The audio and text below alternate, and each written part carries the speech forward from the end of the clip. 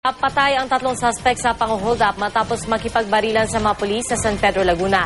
Natuntun sila agad ang mga pulis matapos magsumbong ang kanilang mga nabiktima. Narito ang unang ronda ni Jay Sabale.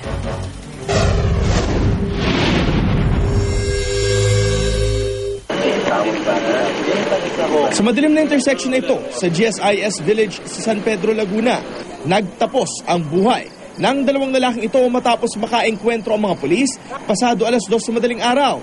Isa pang suspect ang dinala sa ospital pero idineklarang dead on arrival. Bagong engkwentro, hinold up umano ng tatlong suspect ang isang lalaki. Tinangay nila ang motorsiklo at cellphone ng biktima. Inuto po yung motor, tapos sinagot ko po yung tawag. Pagtawag po sa akin, pagsagot ko po, biglang may pumarada po sa gilid ng motor ko. Bumaba po yung nakaputing jacket, sabay tutok po sa akin ng baril.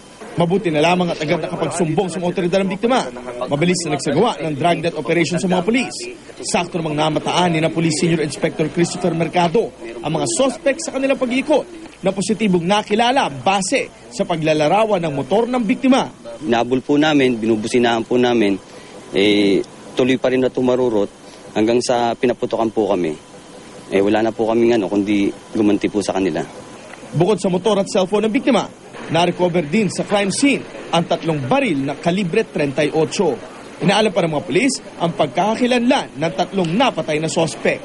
Para sa unang balita, Jay Sabale reporting.